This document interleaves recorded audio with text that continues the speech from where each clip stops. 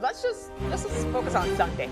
Immediate. What's in front of us? Should the Cowboys be on upset alert here, Stephen A? I'm not. I don't think so. I saw Carolina come back against Miami last week, but that's Miami, and that was a 17-0 deficit. If that's the Dallas Cowboys, they're putting up 40. The one thing that we can say about the Cowboys' offense is that it's prolific. Dak Prescott is having an MVP caliber season. I think that he's one of the top candidates for league MVP honors, which we had to educate D.O. about yesterday, RC. And I think that, even though C.D. Lamb has been out, with Pickens and those boys stepping up and handling their business, I think that you can expect to see the Cowboys put up numbers. It's not to say that it's not going to be a good game. It's not to say that Carolina is not going to be able to score on Dallas. I just don't think that defense is going to be able to stop Dallas's offense, and that's why I feel the way that I do. Yeah, but I think they're still on upset alert. I know you look at this Dallas Cowboys offense, and they are extremely explosive. And I think you sort of compartmentalize last week and make that what this entire season has been for this team. That was not a microcosm of who Dallas was. Dallas hasn't played defense that way the entire season. Did we forget that Caleb Williams almost had a perfect day? That Caleb Williams' jersey looked exactly like it looked when he walked off the field as it did when he walked on to the field? And did you not hear Rico Dotto say they better bring their pads? That dude rushed for over 200 yards last week. And Bryce Young, in different occasions, you go back to early on in the season against Arizona with a great comeback there. He continued to fight. Last week against Miami. This is a team that, I will say this, you got to get the right Carolina. You got to get the right Bryce Young. But this is a team that's continued to fight under Dave Canales, a team that played physically last week on offense and found a way to win against Miami. Dallas can't just walk in there and expect to win because they aren't that high caliber of a defense at this point. Well, I'll echo this. Daquavius, no, America, that is not his real name. It's just the swag name that I've been able to give him, and okay. I like Daquavius. Daquavius has been playing very clean football. Clean football, might I add, looks like protecting the football at all costs. And I will say it publicly if somebody is going to utter it privately, and I know Dak will never admit to this. Micah Parsons, or the Dallas Cowboys moving along from Micah Parsons, is the best thing for his career. CeeDee Lamb being removed from the team for obvious injury purposes was the best thing for Daquavius' career. Why? Because they have eliminated the alpha distractions and given Dak the whole team, nothing but the team, so help you lead, Daquavius. And what has he been doing these last couple of weeks? Leading the team with his voice, no other outside sources, and he's been delivering the goods. I like that. Now, in regards to this being on upset alert, I think Carolina has the capability, but it's different when you're going against different forces that it has nothing to do with actual talent on the football field.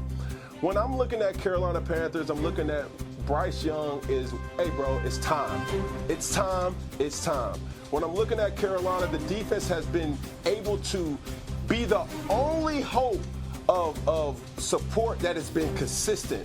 When I'm looking at the Carolina Panthers, I'm looking at a desperation win that can really catapult us in a direction that gives even the hurtful or heartless fans to say, okay, I can believe again. Because when you think about it, you hear discussions and you hear the pulse in Carolina, a lot of people are losing hope because they have nothing to hang their hat or their jerseys on these days. Cam, don't try to bury the lead. Don't try to hit us with a wham and then go to something else.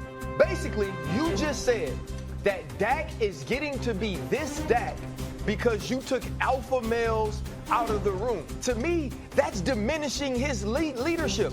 that's diminishing what we've seen from him in his play. And I know Stephen A is going to jump on here and be like, well, Dak doesn't play well in the playoffs, and he hasn't done this. But we're talking about the regular season. We're talking about the thing that earned him $60 million a year. We're talking about a dude that finished second in MVP voting 2 years ago. And that was after early on in the season having a terrible game against the San Francisco 49ers and riding that ship.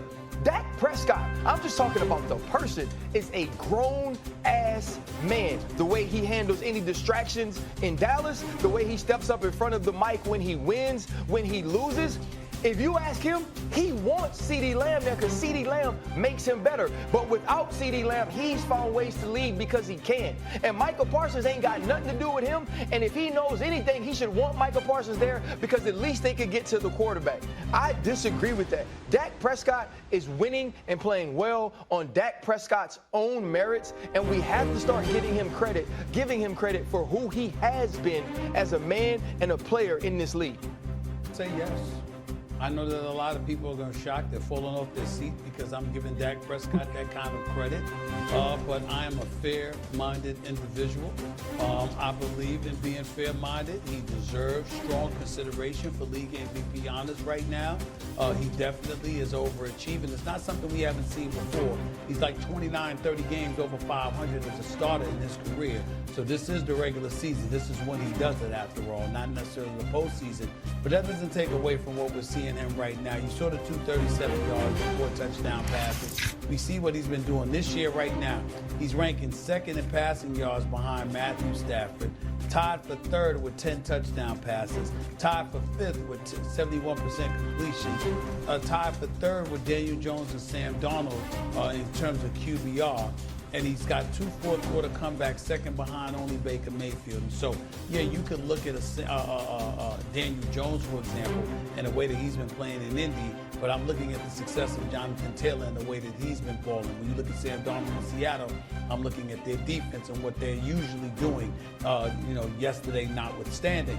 And I just say to myself, with CeeDee Lamb out, with Micah Parsons having been traded, with the pressure clearly falling on the shoulders of Dak Prescott, he has answered the call, and right now I think he needs to be a leading candidate for league MVP honors. But I also want to applaud him for this. I want to applaud him for saying it's the regular season. It doesn't matter whether it's week 4, week 5, or week 17. Because what he acknowledged is what we should all feel. We shouldn't give a damn about what he's doing in the regular season. It's about the postseason. You've been in the league for 10 years now. You got 2 playoff wins on your resume. Lord help you. And I'm putting it out on Front Street. I'll be the first one. I'll be the biggest culprit. Lord help him if he plays lights out during this regular season and the Dallas Cowboys find a way to get themselves to the playoffs, and then he goes to the playoffs, and then he goes to the playoffs and wet the bed. He won't hear the end of it. Not from first take. I can promise you that. But he deserves league MVP consideration right now. He's definitely a top 2 leading candidate for league MVP.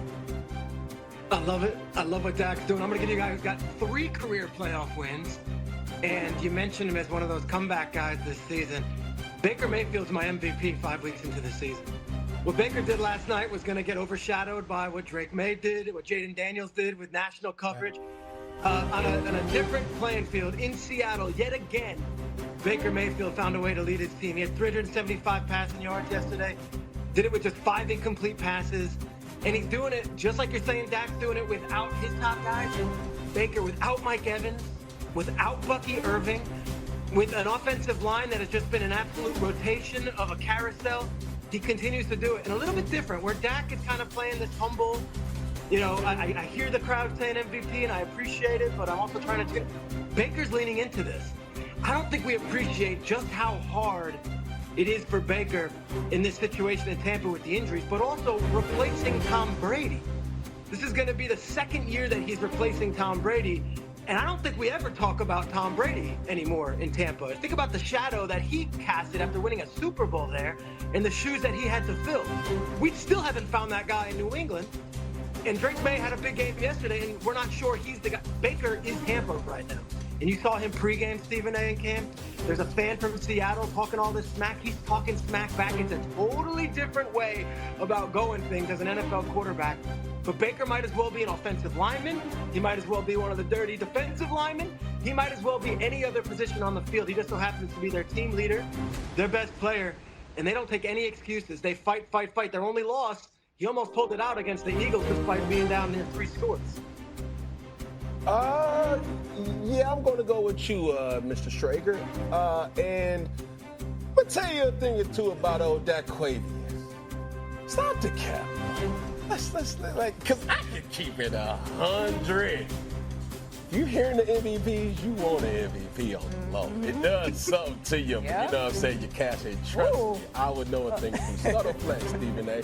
But that thing right there, I'm going to go with my favorite to win MVP, and I thought I would never say it. Baker John!